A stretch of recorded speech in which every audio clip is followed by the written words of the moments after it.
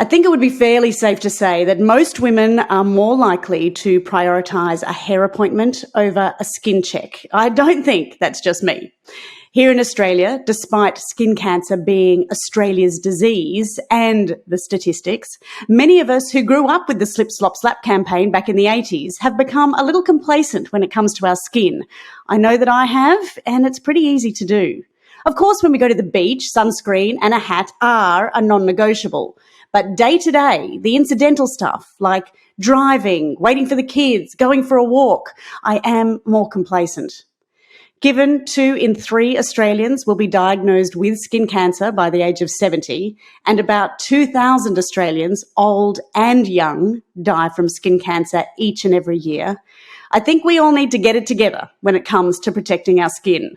Please let me welcome today's guest. She is the wonderful, the one and only Deborah Hutton. I could have spoken to Deborah on a million topics, and I certainly hope to get that opportunity again one day. But she is here to share her own story, and I have to say it's a very powerful one. Enjoy today's conversation. I think, Deb, this one should be called "Get Off Your Ass and Get Your Skin Checked," which is a quote from you. I believe we just cut to the chase. Everybody knows you. Everybody loves you. And it really is a wonderful message, as blunt as it is. Obviously something it is now so, deep in your soul, and something that you're really, really passionate about. So let's just get to it. You are now spending your celebrity well. Oh, you have done. Oh, look, I have. It's all here for me. But no, I've just finished watching your doco Skin Deep, which everyone can find on YouTube. Right. I advise that everybody sits down with everybody in their family and actually takes note of this, because you're right. We're all a little bit complacent about skincare and skin cancer, and of course, just our life being in the sun. That's who we are as a nation. But things have got to change, don't they?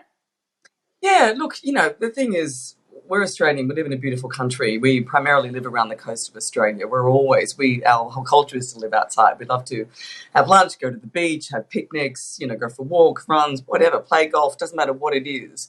We're drawn outside, and we live in a really harsh climate, and we sort of think, oh, well, we've kind of got this lackadaisical attitude to it, and it's partly joined in with that sort of bronzed Aussie, like it's really cool to have a tan.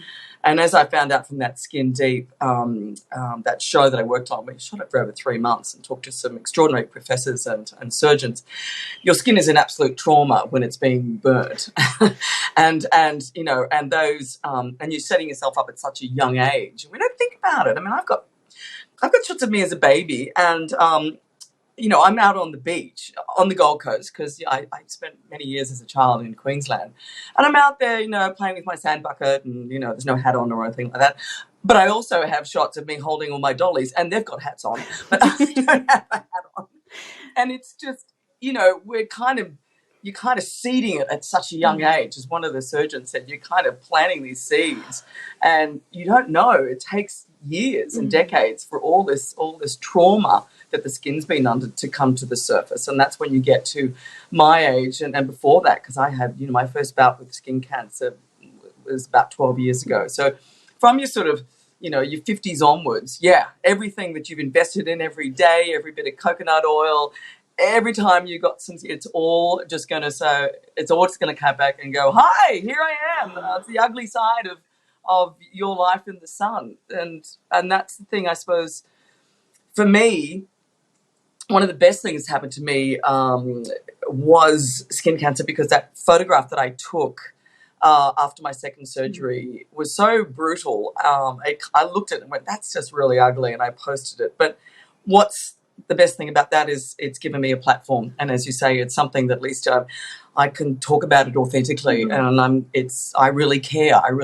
I can see people frying, and I can see people not wearing proper hats, and I just want to go out there and I just want to shake them. But as my boyfriend says to me, he said, you can't tell people, like you said, get off your ass and get your skin checked. He said, you can strongly suggest. He said, that's the best way of putting it. I went, okay, well, I strongly suggest that you get your skin checked once a year at least. But it's like being a reformed smoker, isn't it? When you actually find something that you are deeply passionate about. And sadly, that often comes from trauma or a dramatic experience, life experience, you find something that you want to put your heart and soul into, and you do want to run down onto the beach like the crazy lady going, where's your skin cream? Where's your sun cream? I get it. I grew up, on the beach as well, and everyone, I think, in Australia would have that photo of them nude as a toddler, eating sand, completely starkers on the beach. That's it. So you're saying it actually, as the surgeon described you, those seeds, it does start affecting your cells from the minute you step into the sun. Correct. And it was just a great analogy because I could sort of see it. He said, it's, and the way he sort of said it, it's like you're just starting the process and you go, you kind of these skin cells are in trauma, you're burning them. And then they have this sort of, they protect themselves by turning a different color, it's like you're toasting something. And of course now all these cells are just in such trauma, and then we keep doing it over and over. And the thing is, even if you try and look after yourself, you've got this sort of cumulative effect of being out in the sun. Even if you don't lie in the sun, you're still building on that skin trauma. And it's interesting on that particular show, and I do advise people to watch it because it was really well put together. 100%, it was beautiful. Produced. Yeah. There was, when I went to Townsville, which is, Australia's skin cancer capital of the world, I was walking around because I had one of my Canopy Bay hats on, obviously, all the time. And I walked into this store and I thought, maybe she might like to, sort of find out about my hats. I thought they'd look really good over there. Anyway, I was chatting to her and she said, I knew you were from out of town because you're wearing a hat. And I was like, I beg your pardon? She said, no, like us around here, we don't wear any hats. And I just sort of stood there a bit like I was just completely stunned by it.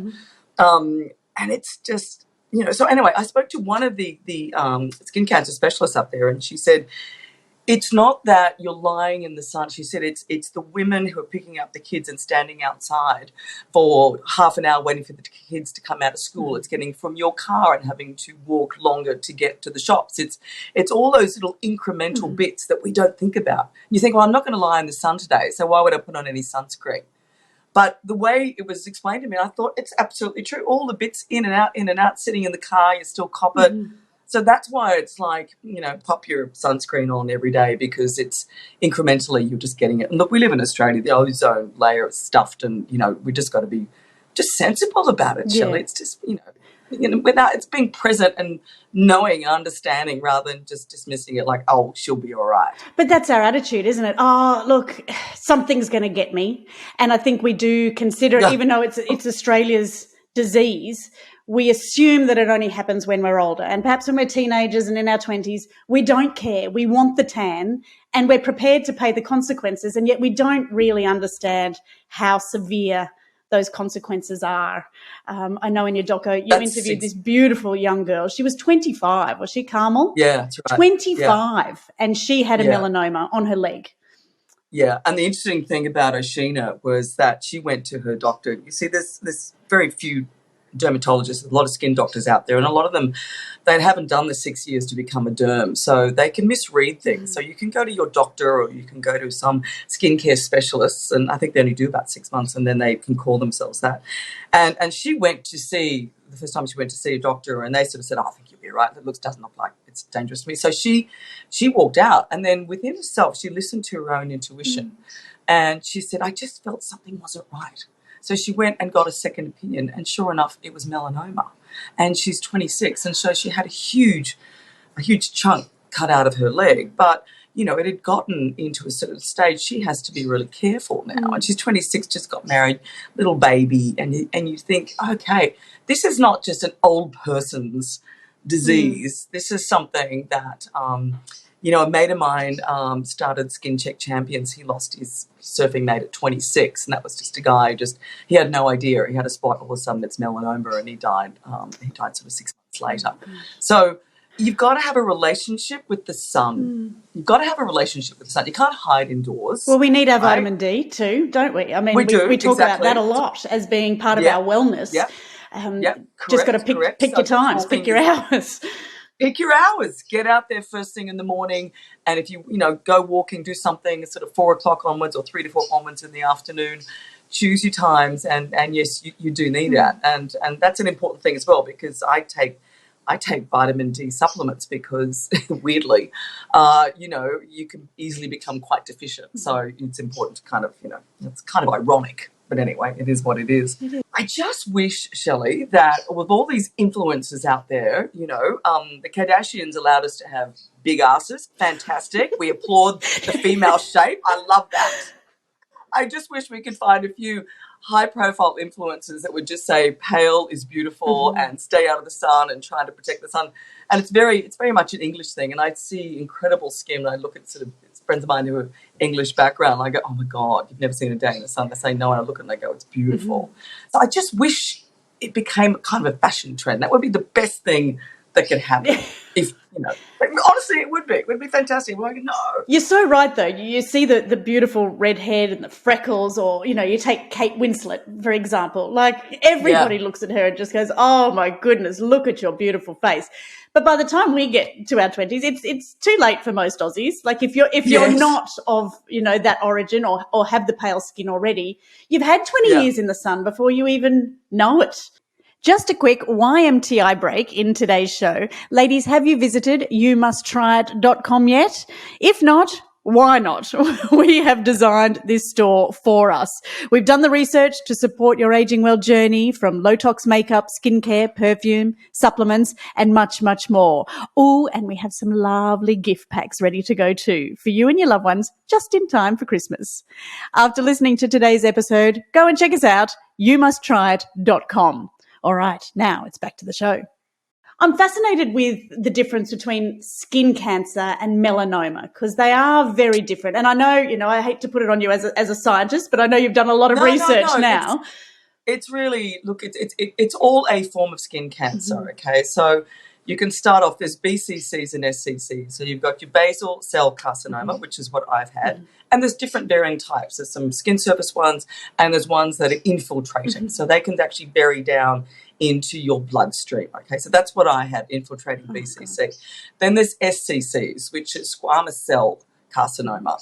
They're both quite dangerous. And then you go to melanoma, which it's the one that can kill you. It's also, actually, by the way, so can the BCCs and the SCCs, because this is what I found out. So 95% of skin cancers happen around the head and neck area, right? Because this is the area that's most exposed, usually clothed or whatever it is. But 95% of them are that. And 95% of them are the non-melanoma skin cancers, so the ones I just described, BCC, SCC. But there's obviously different types, and they come in all different shapes and sizes. So you and I could never go, oh, this is the BCC or whatever it is. Like, I had one taken out that I couldn't even see. So what the scary thing is, that if the BCCs and the SCCs are left unattended, they can infiltrate the bloodstream, and then it can travel and just pop up anywhere. They could just pop up anywhere, and you can also get them removed. But if you're too late and they have entered the bloodstream at some stage and you don't know this, there can be a recurrence. It's like 10 to 15% of SCCs can reoccur. So this is why the importance of getting on the front foot and getting your skin checked is so insanely important, because you just get on it. And particularly with melanoma, if you get onto it early, you're fine. If you get onto it too late, it goes to stage 4. I hate to say it, but you're toast. It's all over. I don't know how long it's going to take, but it'll come back. And there was a beautiful man, Richard Fleming, who I interviewed on that Skin Deep show. He was a truck driver, had extraordinary reconstruction. He had a massive cancer that took over his jaw and his ear, and I spoke to him the other day because he's such a lovely man. We're talking about something, and something's come back in a different area, so he's finding it really hard to breathe. So he's got a tumour that's now travelled down to his esophagus, and obviously that's related. So it's all skin cancer, and you've just got to make sure that you've got the right eyes looking at you and getting onto it early. And if I may say, it's the areas, the regional and rural areas, are the people who are the most exposed to the sun all the time, because generally they're outdoors, they're farmers, livestock, whatever it is, they're out there. And unfortunately, they're the areas that are really lacking in support in terms of getting, skin checked, or, having derms out there. I mean, look, you can see the issue with how few doctors there are and what's difficult, and they're all not skin cancer aware. They might see a spot, but, there's a lot of help and stuff in the city. When you're in the regional areas, it's really difficult. So it's an absolute issue. It really is a big problem, particularly for those areas. Well, it's Australia's problem, isn't it? I mean, we obviously have the highest rate in the world. There is no avoiding our sun here. As you said, the ozone's shot. So every time you do step out into the sun, you are completely exposed. Yeah. Do you think that's why we don't take it as serious as we could? Like, we hear obviously about foreign diseases and conditions that affect, maybe it is that ridiculous thing about high profile people. If you're not hearing about it every day, I don't know why we're not more aware. I mean, I grew up in the 80s. You had your whole slip, slop, slap. And, I was about to say, the next generation, my kids, they're not allowed. No hat, no play. That's the rule there. There's sunscreen pumps, on every desk at the school. Is it just our generation in the middle here that's kind of missed the mark? Yeah, look, it is. Look, there was a piece in the telly the other day by a journalist, and Angela Mollard, who wrote something, and it was really interesting. And she said that there's a lot of young people are not using sunscreen because it's there's a particular chemical in a lot of sunscreens that is not great for you. So if they're trying to sort of preserve their body and they want to be clean and they're vegans or whatever it is, they won't. I think it's called oxybenzone, and they won't wear sunscreen because of that reason. So there's a lot of, so the products are also developing, and if you're concerned about that, there's actually quite a few products that don't have that particular chemical in it. But I think the government needs to step in here because it is our nation and our issue. And as I said, you correctly said, overseas people look at this as that's Australia's disease, is skin cancer. So if there's any surgeons that are over in the States and they need help with something, they will contact the Chris O'Brien Lifehouse, Cancer Hospital. They will come here for the experts to so understand, how they should deal with skin cancer surgeries around the world. If there was some kind of a national program or a national skin check program, it took so long. You think about mammograms and stuff that, at least we got on to breast cancer and the government, over a certain age, go and get your mammogram, get your breast checked, and that's now put in place. That took enormous amount of energy and pushing on behalf of a lot of people to get that done, but it happens and it's fantastic. Yeah. And I think this is something that would be great to have a push and really say to them, is there some way that we could make it, or even if it's more of an awareness campaign. The slip, slop, slap was great, but, young people don't know that one. And, it's something where it just becomes part of our understanding of being Australian, that there's a danger that's there. The more we can talk about it, the more we can spread the word. I just hope it gets out. But it does concern me, that whole piece that she wrote the other day on the Telegraph, that all these young people are just not dealing with it, and they're just not putting any sunscreen on at all. I'm like the old woman who wants to go down with a slap. Well, you pretty much did that in Skin Deep, didn't you? You took that light down to Bondi, which shows, and if you have, obviously, we're talking to an audience of mainly women here. We go and have skin treatments and they do put that light over you, and you're just like, there's so much damage under there. You can cover it up all you like and you can have as many peels as you want, but it's deep in there. And I think that was the scare tactic that in that doc I was like, yes, okay, like it's there. And I said even during COVID, like if you can't, when we're all in lockdown, blah, blah, blah, it was very difficult for everybody, but if you can't not go outside, shave your eyebrow, because then you're not going to want to be seen in public, are you? And it's kind of the same with this. Obviously, your cancer was right here on your face, very prominent once you had it cut out. Could you see it? Is that why you went, or was that one of the ones that you didn't even know was there? There was one that I could see. It was so tiny, it was like a pinhead, and then one I couldn't see. And it was just before before COVID sort of went into full swing, and they were starting to do lockdowns, and that's when the surgeon said, "You got to come in now, or it's not good because it's going to have to be left, and we don't know how long the pathologist is going to take to come back." And so I sort of went in there just before everything sort of shut down, and I'm glad I did. But yeah, it's the whole protection thing. I mean, there's been a lot of good that's come out of my skin cancer, and look, I'm not out of the woods. I know there's going to be a future of me I get checked every 3 months now. And there's going to be a future of it. So that's okay. As long as I get onto it. There's been a lot of people who have really contacted me, and I've sort of got this amazing response from people who still send me emails and photographs and say thank you, and if it wasn't for you and I watched that thing, and then they go off, and a lot of these are really critical. A lot of these have been, they've said, oh, they got a melanoma, I had no idea, because as I said, you and I had no idea. We look at something and it could be, particularly as you get older, because it's just all this age and wisdom spots, as we call them, age and wisdom, and things come to the surface and everything looks completely different. So I have a paranoia around it. I get something on my nose, I'm straight back, I'm like, what's that? And it's like, okay, no, it's all right, it's just blood vessels that are da-da-da-da-da, and I'm like, okay. But I'd rather be paranoid and get things checked. And I think, it's just one of the things I had on my face was just, was invisible. I could not see it.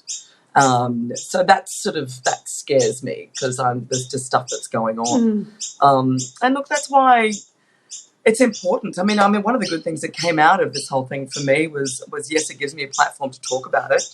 I found out that there were hats that are UPF 50 plus hats. It was an email that came to me after we shot the Woman's Weekly story. And it was like, do you realize the hat you're wearing is not necessarily giving you any sun protection? I was like, what? Yeah, exactly. And so, being a golfer, I was wearing, little cotton caps and everything. And, you go overseas and you go to Europe and you buy some $10 little cute white hat and everything. Well, they're all useless, because what happens is it's the sun rays still penetrate, particularly with guys. They don't have any hair and they wear caps, and that's what a lot of guys get, a lot of melanoma on their crown. But that's when I discovered this company, this Australian-made company, where they have this particular material called FlexiBraid, which is partly recycled, and they weave it in such a tight way that there's no holes. You hold it up to the sun and it's solid. So we created Canopy Bay by Deborah Hutton, which was, when they said to me, would you love to do a range? I was like, well, yeah, because I had no idea that I love hats, but I've never had no idea that these hats I was wearing were doing absolutely nothing than just shading my face. So, and we launched that in lockdown, which was amazing, because I was like, oh shit, not great timing. But then as it turned out, it's fine. You can buy them online and all the rest of it.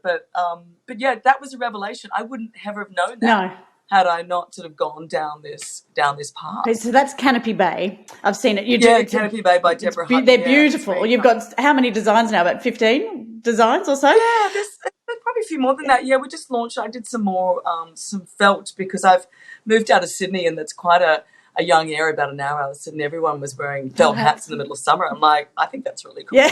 And I love the felt. I went out this morning for a big walk and wore my felt hat, so I quite like it. Nothing's getting through that sucker, is it? I know, that's exactly right. That's fantastic. So everyone, that is Canopy Bay. I urge you to check it out. There are some beautiful designs there, and they travel well too, Deb, while we're here. I know, yeah. They're actually quite amazing because they're fully waterproof. I've been, caught up. I was on a kayak once and I sort of fell off it, got dunked, and whatever came up, the hat was perfect. So they're waterproof, but you flat pack them. So when I travel overseas or travel around Australia to do whatever I'm doing, I just take 2 or 3 and they're flat back to nothing. So yeah, I'm really proud of them. It's something that's become a real passion for me, and I love design. I've always loved the design process. It's always been something I've sort of had my fingers on. So it's nice to be able to do something that's doing some good and creating a really positive change with people and their understanding of their relationship with the sun. Well, this has opened a whole new world for you, hasn't it? I mean, you could have put your profile behind anything, and this one has obviously touched you personally, and you are really 100% into this, rallying the government to make changes. I know you're now a spokesperson for the Lions, so that is a huge platform to get the message out there. Yeah, Lions Australia are extraordinary. Again, it was people reaching out to me past all the media that happened. And as I said earlier, the areas that are really critical that they don't have enough services around is supporting rural and regional areas around Australia. And so they've had something in Western Australia. This beautiful, one of the Lions presidents sort of contacted me and was chatting, and he said, we pulled all this money years and years ago together, and they've got this truck, and they just take them out of all the areas, and they've got these scanning machines, and so it's like the first step, and they and they're mobile screening, and they sort of just drive around, and so it lets people know they can go in. If they find something looks a bit dodgy, then they send it on, and then you can follow it up from there. But at least there's like that first stage of someone looking at something and scanning your skin and going, yeah, look, that looks a bit dodgy. I'd definitely follow up on that, or no, like, you're good, you're clean, you're great, move on. And that's the area. So just trying to raise money to get more of those mobile screening units out. And the 2 states, weirdly, that don't have them are New South Wales and Queensland, which is insane. Killing me. So, they're beautiful. They're just beautiful people, all volunteers and doing amazing jobs. So, look, whenever I can lend my voice, I'm there. Every time I do keynotes now, everyone's going to get lambasted. I'll say the same thing. Get off your ass and get your skin checked. 100%. Look, I do it on my birthday, and I know that sounds like, I don't know, a really random day, but you do your pap, you do your skincare, you do your screenings, you do everything. And because my life is topsy-turvy and I'm never sure where I'm going to be or when I'm going to be there, at least on my birthday, I know it comes around every year if I'm lucky. I know, but it's kind of like my gift to me, I suppose. Yeah, right. But otherwise I would forget, and years would go by. And I wouldn't think about it. And it was the same with my PAP. So I was like, I don't know. Like, I had a couple of kids in between. I'm not sure when my last one was. Not not like going out to lunch with your girlfriends. Whatever works. You get it done in the morning. But that's my advice to everyone too. But you know what? I always say to people, because if you're going to see a derm, you need a referral, which is, I wish we'd sort of change that a little bit. But anyway, it is what it is. So as soon as you get your referral, you go and get your skin checked, and then before you leave, you make sure that you get another skin check, so you get 2 within that 12 months. And you always book your skin check that 12 months in advance. So it's there. Next time you go, book the one ahead. So you always got one in the diary. You never leave and pay the bill and not have an appointment booked. Just don't do it. It just makes perfect sense. It does. I was really interested in a comment you made earlier on that the skin cancer clinics and things, and you know, thank God for them, because they are popping up everywhere, and you can find one in most shopping centres now.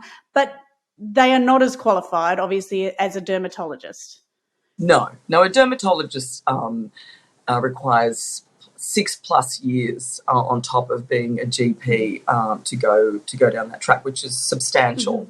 And then also they require to be kept up to date, because the technology is changing, quite dramatically in terms of surgery, machines, extraordinary machines that can scan things. There's now a machine. I went and saw this doctor recently because I did have something on my nose and I was convinced that it was skin cancer. And the nose is difficult because there's no flesh there. It's just it's cartilage. So very difficult and they said, we might want to do a biopsy. And I'm like, oh shit, that's the last thing I need, is to have a big chunk out of my nose with stitches in there. So, there's a particular machine this doctor has out at Whoop Whoop that can actually see the depth through the layers of the skin to see how far the skin cancer has gone down into the skin and the width of it, even though it's like you see nothing there. And it's tiny. So it's quite extraordinary how these scanning machines are coming. So it's important for dermatologists not only to be across new creams and because there's also these Aldaras and the Epidex and everything that you do to kind of like a chemo cream to clean your skin up. I've done that. So it's all these things. So dermatologists are far more across what's happening, because these skin specialists, as far as I'm aware, they spend about 6 months, they get a certificate, then they can set up a skin cancer clinic. And I have had experiences with friends of mine who have gone into these places and they'll just get out a big hole punch and they go, oh yeah, it looks a bit sus, and they'll just take it out. And it's very rough, and sometimes they're probably taking out skin that's unnecessary. Other times they might miss misdiagnose. And this is the issue. So it's difficult. This is why I think the government's got to sort of look at it, because, or maybe they should make it to be qualified. I think they need to change the qualifications. So it's a little bit more than just a 6-month year. All of a sudden, I'm a skin cancer specialist and I can set up a clinic. That's not my area, but I just know from my experience that's happening.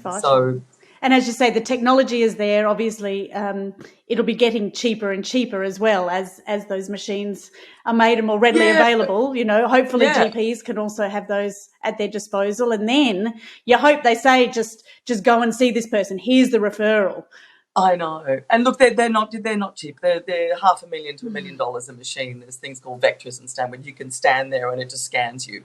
And the important thing is having someone that you have a relationship with in terms of whether it's a doctor, skin specialist, dermatologist. Because every time you go back, they should note and map that there's an area of concern, and they go back and they look. You keep seeing different people; they've got no reference. They've got no historical reference. So it's if you do find somebody, then it's critical. I like them. Make sure they're young if you can, and you just have a relationship with them that goes on and on and on. And then that way you're mapping your history with your skin, which would be the smart way to approach it. Deb, was this cancer scare your first, brush with the future? Had you really considered aging much before that? Because you are eternally youthful to me. Oh, you're right. Well, this cancer, I suppose you could say it came back. This is my second, because I had two. They're almost identical. The surgeries were almost identical. So 12 years ago, I had pretty much the same surgery where they took out quite a huge flap from the same area. And I thought it was all said and done. And when this one came up just pre-COVID ISO, just another point of interest is any cancers around the nose, lip and cheek area. It's like there's a lot of like an open little freeway. So cancer cells can sort of roam around there as opposed to like if it's on your elbow, right? And so if there's any area that has had trauma, which I had previously had, skin cancer, it tends to target those trauma areas. So that's why it came back, because it's just the worst possible place to get skin cancer is around that nose, cheek and top lip area, because I said it's just a lot of cells opening. So in terms of aging, look, I hate that word aging. I loved, my face is my face. If I can say anything, skin heals. Skin heals really, really well. And I've seen some incredible surgeries that I've seen before, medium, after, and I've looked at and gone, wow, that's incredible. You can hardly tell. And so, I look after my skin. I don't do much else to it other than just, look after it with creams and stuff like that. This is all, I think I've got an amazing surgeon. I'm really happy. He's the guy to go back to when things, happen in the future. And, I don't know. I love being 60. I turned 60 at the beginning of the year. That's it. We're pro-aging. We're all about getting older. We want to get older. Yeah. Yes, bring on aging, I'd say. I really love it. I mean, you got a few creaks, when you get out of bed in the morning, but you just keep strong, keep at it, just got to keep moving. And I love being this age for the reasons of owning it and sort of, I don't know, just owning my life a little bit more than I have in the past, so doing things I love. And what are those? Do you have any rituals that you do every day, whether it be a skincare ritual or just something that's for you that's a non-negotiable? I meditate every day. I'm supposed to do it twice. It doesn't always happen. I find that just a lot of shit that gets out of just puts it away, kind of brings you back into the present and just going, things you can get really hooked up on, worried about stuff. And, of course, you always worry about something that's going to happen, but it hasn't happened. So why would you worry about it? But you do. You're like, what if? And then what if that? And then what if that? And you go, well, that may not even happen. So it's about, to me, that's about bringing it back and going, let's just be present with it and less stressful. But no, I just, exercise is a thing for me. I moved out of Sydney and I'm in a beautiful area where there's surf and trees and rainforest and I love my time. I've always gone to the gym and done Pilates, but I love the walking and I'm just thinking if I just do that, go to the gym, do some weights. I'm a mad Pilates fan, so I've been doing that for years. But that's just about, I don't want to be in my 80s and not being mobile. Yeah. That's the thing. I want to be active. It's not about anything. I mean, it's just, I suppose, just accepting this time of life and there's all the shit that goes with it, which is fine. You go, oh, well, lucky to be here. It's all good. Yeah. At the Aging Project, I've been lucky enough to speak to so many specialists across so many areas. And one of the ones that stuck with me was, talk to your 10-year-older self. How do you want to be in 10 years' time? Because you've got to start that today, don't you? If you haven't done it already, if you want to be doing, walking trails through Spain when you're 80, you really got to get your act together now. Yeah, that's very true. And I never, and also, I'm sort of more accepting of myself. I in terms of weight, I've never been. I'm a bit of a foodie, and I love cooking and I love entertaining. But I've always really struggled trying to sort of, keep down and turning, 60 and sort of post-menopause, whatever, it's really hard. And I just go, oh, my God, all those clothes I used to fit into that I've been hanging on for the last 20 years, they don't fit anymore. Screw and I 'em. just, my beautiful boyfriend, he always says to me, but I love you, I just wish you were bigger. I'm like, I don't want to be any bigger, but I'm just coming to terms with the fact that I'm going to be hanging on to 3 or 4 kilos I cannot get rid of, and I'm not going to stress about it anymore. I just go, okay, that's shit. I've stressed about it my whole life. And a mate of mine said years ago, I've never forgotten, she said, in 10 years' time, she said, love the body you're in, because in 10 years' time you'll look back and you wish. Yeah, that's right. That's right. So that's kind of it's a change for me. But yeah, and I think that's because, I started my work at 16 modeling, and then I was, television, magazines, and just it's all about sort of image driven. And I suppose getting to the point where I'm 60, I'm still working, and I have my homewares range, home with Deborah Hutton. I have my hats, the 2 passion projects. I don't have to be out there every day. I don't have a stylist saying, we need to put you in this and that and the other, and there's a freedom to it. So it's about self-acceptance. That's the strongest thing for me, turning 60. And have that bowl of pasta for lunch, because if you go to the beach and you're swimmers after, you're still going to look magnificent, Deb.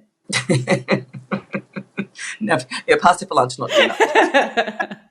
We've got an amazing, an incredible profile, as I said, over so many years, and women are listening, and hopefully then looking after their partners, their friends and their families around them to make sure that this message does become front of mind again, because I do believe it's been sort of lost in the ether somewhere, and we are taking it for granted. We've had such horrendous weather across the country in the last 2 years, and I know we're all worshipping the sun now, because finally we're getting some great days again. But this is something that we cannot let go. We are all on board with you.